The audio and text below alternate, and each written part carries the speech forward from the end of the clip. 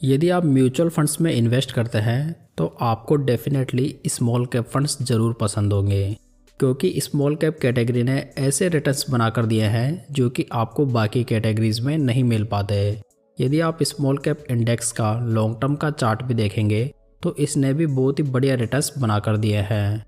तो दोस्तों, आज हम इसी कैटेगरी के क्वांट स्मॉल कैप फंड का डिटेल में रिव्यू करेंगे, क्योंकि इस फंड को लेकर अभी काफ़ी ज़्यादा सवाल आ रहे हैं कि क्या अब इस फंड में इन्वेस्ट करना चाहिए या नहीं, इस फंड में कितनी रिस्क मौजूद है और इस फंड के ऑल्टरनेट्स क्या है। तो दोस्तों, इस वीडियो में मैं इन सभी सवालों को आंसर करने की कोशिश करूंगा। तो इन सभी सवालों का जवाब जानने के लिए इस वीडियो के अंत तक जरूर बने रहिए। तो चलिए वीडियो शुरू करते हैं और सबसे पहले फंड की बेसिक डिटेल्स को देख लेते हैं। यह फंड काफ़ी पुराना है, जो कि 1996 में लॉन्च हुआ था। फंड का benchmark index Nifty small cap 250 TRI है। फंड का लेटेस्ट AUM देखें तो ये 25,535 करोड़ रुपीज़ हो चुका है, यानी कि फंड का AUM अच्छा खासा है, जिसकी वजह से इसमें कोई भी लिक्विडिटी का इशू नहीं होगा। फंड के डायरेक्ट प्लान का एक्सपेंस रेशियो देखें तो ये 0.64% है, जबकि कैटेगरी एवरेज का 0.61% है, यानी कि ये फंड आपको कैटेगरी एवरेज से स्लाइटली एक्सपेंसिव पड़ेगा। अगर स्कीम के फंड मैनेजर्स को देखें तो इसे 2019 से मिस्टर संजीव शर्मा, 2020 से मिस्टर अंकित पांडे, जबकि 2022 से मिस्टर वासव सहगल मैनेज कर रहे हैं। दोस्तों, जब से एस्कॉट म्यूचुअल फंड को क्वांट म्यूचुअल फंड ने टेक ओवर किया है, तब से इस स्कीम के फंड मैनेजर्स में कोई भी चेंजेस नहीं हुए हैं, जो कि फंड स्टेबिलिटी के लिए बढ़िया माना जा सकता है। चलिए इस फंड को रिटर्न्स के बेसिस पर रिव्यू करते हैं। यदि इस स्कीम में 5000 की monthly SIP 10 years ago start की गई होती तो आज टोटल इन्वेस्टमेंट 6 लाख रुपीज़ का होता, जिसकी मैच्योरिटी वैल्यू इस फंड में 28,42,000 रुपीज़ होती, जबकि कैटेगरी एवरेज में 21,88,000 रुपीज़। तो इस फंड ने कैटेगरी एवरेज से काफ़ी बढ़िया रिटर्न्स बना कर दिए हैं। वहीं दूसरी ओर यदि सेम पीरियड के लिए 1 लाख रुपये लमसम इन्वेस्ट किए गए होते तो आज उसकी मैच्योरिटी वैल्यू 7,49,000 रुपीज़ होती, जबकि कैटेगरी एवरेज में 7,05,000 रुपीज़। तो यहाँ पर भी फंड ने कैटेगरी एवरेज से काफ़ी बढ़िया रिटर्न्स बना कर दिए हैं। यदि फंड के रोलिंग रिटर्न्स को देखें तो फंड ने लास्ट 10 ईयर्स में 22.28% के रिटर्न्स बनाए हैं, जबकि बेंचमार्क के रिटर्न 16.68% के रहे हैं। लास्ट 5 ईयर्स में फंड के रिटर्न्स 50.09% है, जबकि बेंचमार्क के 32.34%। लास्ट 3 ईयर्स में फंड के रिटर्न्स 29.45% है, वहीं बेंचमार्क के 24.37%। लेटेस्ट 1 ईयर के रिटर्न्स को देखें तो ये फंड के 52.22% है, वहीं बेंचमार्क के 46.80% है। तो यहाँ पर देखा जाए तो फंड के रिटर्न्स लॉन्ग टर्म में मोर देन 22% के हैं, जो कि आउटस्टैंडिंग रिटर्न्स माने जा सकते हैं। साथ में फंड की रैंक लास्ट 5 ईयर्स में इस कैटेगरी में नंबर 1 रही है। इम्पोर्टेंट बात यह है कि फंड लगातार अपने बेंचमार्क और कैटेगरी एवरेज रिटर्न्स को काफ़ी अच्छे मार्जिन से बीट करता हुआ आ रहा है। हालांकि फंड पिछले 6 महीनों से बहुत ही अंडर परफॉर्म कर रहा है, जिसके रीजंस हम आगे डिस्कस करेंगे। दोस्तों, यदि आप म्यूचुअल फंड्स या स्टॉक्स में इन्वेस्ट करने के लिए कोई बढ़िया इन्वेस्टमेंट प्लेटफॉर्म खोज रहे हैं तो एम स्टॉक आपके लिए एक बढ़िया चॉइस हो सकता है।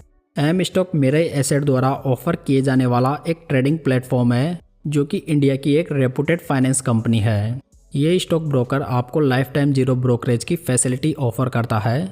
एम स्टॉक में अभी के समय मेनली 2 प्लान्स अवेलेबल हैं। फर्स्ट 999 का प्लान है, जिसमें कि जीरो ब्रोकरेज फॉर लाइफ की सुविधा मिल जाती है, जबकि इनका सेकंड प्लान फ्री में अवेलेबल है। दोस्तों, एम स्टॉक के अब तक 15 लाख प्लस कस्टमर हो चुके हैं, जिसमें कि आप इनके वेरी इंप्रेसिव फिगर्स यहाँ पर देख सकते हैं। साथ ही एम स्टॉक के कस्टमर्स ने लास्ट 1 ईयर में 145 करोड़ से भी ज़्यादा की ब्रोकरेज सेव की है। ऑल्सो एम स्टॉक आपको 6.99% की लोएस्ट इंटरेस्ट रेट के साथ में मार्जिन ट्रेडिंग की फैसिलिटी भी ऑफर करता है। इनके अलावा एम स्टॉक आपको लेटेस्ट टेक्नोलॉजी फीचर्स भी प्रोवाइड करता है, जैसे कि 1 click order placement, voice search for stocks, pre designed index basket and many more. दोस्तों, एम स्टॉक के साथ में डीमैट अकाउंट ओपन करवाने और बाकी सभी डिटेल्स आपको नीचे डिस्क्रिप्शन बॉक्स में मिल जाएगी, जहां से आप इनका डीमैट अकाउंट ओपन करवा सकते हैं। चलिए अब इस फंड के रिस्क रेशियोज देख लेते हैं, जिसमें सबसे पहले अल्फा की बात करते हैं। फंड का अल्फा देखें तो ये 5.74% है, वहीं कैटेगरी एवरेज का 3.32% है। अल्फा रेशियो ये बताता है कि फंड अपने बेंचमार्क से कितने एक्सेस रिटर्न्स बना रहा है, तो ये जितना ज़्यादा हो उतना बढ़िया माना जाता है। तो यहाँ पर फंड अच्छा खासा अल्फा जनरेट कर रहा है, जहाँ पर इसकी रैंक 26 फंड्स में से 7th है। फंड का बीटा देखें तो ये 0.93 है, जबकि कैटेगरी एवरेज का 0.81 है। बीटा रेशो ये बताता है कि फंड कितना वॉलेटाइल है, तो यहाँ पर फंड कैटेगरी एवरेज से काफ़ी ज़्यादा वॉलेटाइल दिखाई दे रहा है, जहाँ पर इसकी रैंक 23 है। साप रेशो की बात करें तो ये फंड का 1.37 है, वहीं कैटेगरी एवरेज का 1.27 है। साप रेशो ये बताता है कि फंड कितने रिस्क एडजस्टेड रिटर्न्स बनाकर दे रहा है, तो यहाँ पर फंड कैटेगरी एवरेज से अच्छे रिस्क फ्री रिटर्न्स बना रहा है, जहाँ पर इसकी रैंक 10th है। स्टैंडर्ड डेविएशन देखें तो ये फंड का 17.15 है, जबकि कैटेगरी एवरेज का 15 है। स्टैंडर्ड डेविएशन रेशो ये बताता है कि फंड के रिटर्न्स उसके हिस्टोरिकल एवरेज रिटर्न से कितने डेविएट हो सकते हैं। यदि ये रेशो ज़्यादा है तो फंड में ज़्यादा वॉलेटिलिटी नज़र आ सकती है। तो देखा जाए तो फंड के रिस्क रेशोज तो बढ़िया है, लेकिन ये रेशोज हमें बता रहे हैं कि फंड काफ़ी ज़्यादा वॉलेटाइल नेचर का है। चलिए इस फंड का पोर्टफोलियो भी देख लेते हैं। यदि नंबर ऑफ स्टॉक्स की बात करें तो इसमें 77 स्टॉक्स मौजूद हैं। टॉप 10 स्टॉक्स का वेटेज देखें तो ये 33.39% है, यानी कि फंड ने काफ़ी अच्छा डाइवर्सिफिकेशन किया हुआ है। पोर्टफोलियो का पीबी रेशो देखें तो ये 3.02 है, वहीं पीई रेशो 28.34 है। तो यहाँ पर वैल्यूएशन रेशोज़ के अकॉर्डिंग तो फंड का वैल्यूएशन अभी ठीक नज़र आ रहा है। आप फंड का एसेट एलोकेशन यहाँ पर देख सकते हैं, जिसमें कि फंड ने लार्ज कैप कंपनीज में 20.36% इन्वेस्ट किया हुआ है। मिड कैप में इसने कोई भी इन्वेस्टमेंट नहीं किया हुआ है, वहीं स्मॉल कैप कंपनीज में 79.64% इन्वेस्ट किया हुआ है। देखा जाए तो ये फंड एक स्मॉल कैप फंड है, बावजूद इसके इसने लार्ज कैप कंपनीज में कैटेगरी एवरेज से 4 टाइम्स अधिक इन्वेस्ट किया हुआ है। यही कंजर्वेटिव अप्रोच फंड का लास्ट 6 मंथ्स में अंडर परफॉर्म करने का फर्स्ट रीजन बन जाता है। यदि फंड का सेक्टर वाइज एलोकेशन देखें तो इन्होंने services, health care, energy, financial और कंज्यूमर स्टेपल्स में हाईएस्ट एक्सपोजर बनाया हुआ है। तो यहाँ पर इन्होंने किसी भी सेक्टर में मोर देन 20% का एक्सपोजर नहीं लिया हुआ है। दोस्तों आप फंड का टॉप 15 स्टॉक्स का पोर्टफोलियो यहाँ पर देख सकते हैं, जिसमें फंड ने किसी भी स्टॉक में मोर देन 5% का एक्सपोजर नहीं लिया हुआ है। मतलब कि फंड रिस्क मैनेजमेंट के ऊपर भी काफ़ी ध्यान दे रहा है। यदि फंड की प्रेजेंट कैश होल्डिंग देखें तो ये 15.71% है, यानी कि फंड मैनेजर्स मार्केट क्रैश को लेकर पहले से ही अलर्ट हैं और इन्होंने अच्छा खासा कैश में होल्ड किया हुआ है। दोस्तों जब कोई फंड टोटल फंड का मोर देन 15% कैश में होल्ड करके रखे तो उस फंड के रिटर्न्स नीचे की ओर आना लाजमी है, क्योंकि जब पैसा मार्केट में इन्वेस्ट ही नहीं होगा तो रिटर्न्स कैसे बनेंगे। तो ये हाई कैश होल्डिंग इस फंड की रिसेंट अंडर परफॉर्मेंस का सेकंड रीजन बन जाता है। अगर फंड की रेटिंग की बात करें तो यहाँ पर वैल्यू रिसर्च ने इसे 5 स्टार से, जबकि क्रिसिल ने 3 स्टार से रेट किया हुआ है। तो यहाँ पर फंड की रेटिंग में तो कोई खास दिक्कत नहीं है।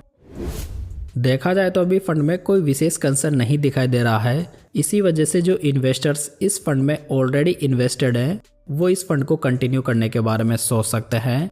साथ ही फंड फ्रेश इन्वेस्टमेंट के लिए भी अभी एक बढ़िया चॉइस बन जाता है, क्योंकि इसका AUM अभी भी बहुत ज़्यादा नहीं हुआ है। लेकिन दूसरी ओर यदि देखा जाए तो फंड काफ़ी ज़्यादा रिस्की नेचर का है। सो जो निवेशक ज़्यादा वॉलेटिलिटी उठा सकते हैं उन्हें इस फंड के बारे में सोचना चाहिए। साथ ही जब 2018 में क्वांट ने एस्कॉट म्यूचुअल फंड को टेक ओवर किया था, तब से ये फंड हाई रिस्क उठाकर रिटर्न्स को जनरेट कर रहा था। लेकिन अब क्वांट फंड हाउस एक अच्छा खासा AUM मैनेज कर रहा है। सो अब ये फंड थोड़ा रिस्क को ज़रूर मैनेज कर सकता है। इसी वजह से इन्होंने अपनी स्ट्रेटेजी भी चेंज की है, जिसका इम्पैक्ट आपको ऑलमोस्ट क्वांट के सभी फंड पे दिखाई दे रहा होगा।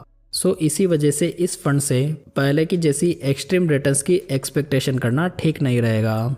यदि फंड के ऑल्टरनेटिव्स की बात करें तो इसमें SBI small cap fund, Tata small cap fund और निप्पॉन स्मॉल कैप फंड बढ़िया चॉइस बन जाते हैं। तो दोस्तों ये थी आज की जानकारी। उम्मीद है आपको ये पसंद आई होगी। वीडियो को लाइक, कमेंट और शेयर जरूर कीजिएगा। साथ इस चैनल को सब्सक्राइब जरूर कर लीजिएगा। तो चलिए दोस्तों फिर मिलते हैं किसी नई जानकारी के साथ। Investments in securities markets are subject to market risks. Read all the related documents carefully before investing.